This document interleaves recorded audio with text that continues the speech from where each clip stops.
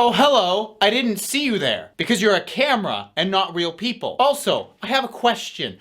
What is it about the YouTube comment section that makes people lose 20 whole IQ points the moment they start typing? Well, hello, and welcome back to another episode of Internally Screaming. Today, I want to talk about bro investors and the dumbest criticism of LSS. So there are some absolute brainlets out there that genuinely believe that Legend Story Studios is a very shit company and not transparent at all because they give us the print run numbers of sets. But you see, fellas, they don't give them to us early enough. They give them to us after a set's released and usually out of print. And then they're like, okay, by the way, here's how much we printed. So now you can decide if you want to start investing in it, buying up boxes, right? No. That's not good enough. They need to be more transparent. You know what they need to do? They need to start giving us their print run numbers before a set releases. Then we know how much to invest into it. How are we supposed to make our free tendies if we don't get the print run numbers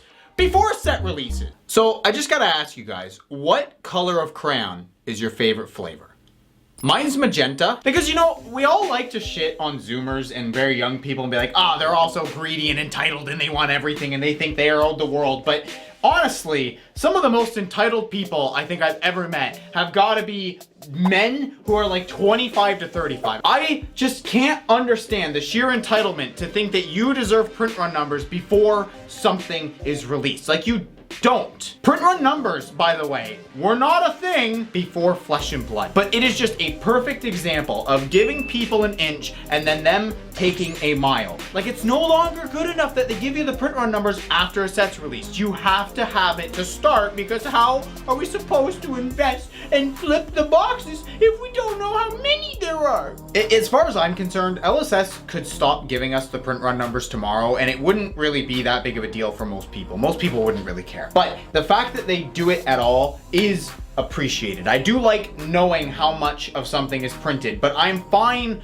knowing afterwards. You know, a lot of people act like this is unfair because how are we supposed to make decisions on how much to buy if we don't know the print run numbers? And it's like, oh gee, maybe you should be making those decisions based on how much you actually like the goddamn game, not just on how much money you can make off of it. Like, I'm so sorry that you're actually going to have to put your money into something you believe in and have to sit on it long term and not just make free, easy money. Like, I am so sorry that you can't make your free tendies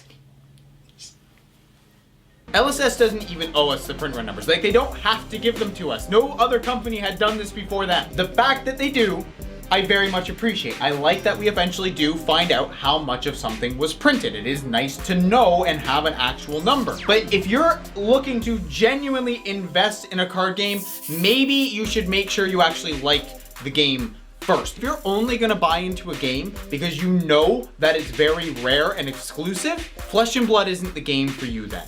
If you don't like the fact that they're not giving print run numbers at the start, like that's your criticism, that's the thing that bugs you the most, then leave. Just leave. You don't have to buy the product. It's really that simple.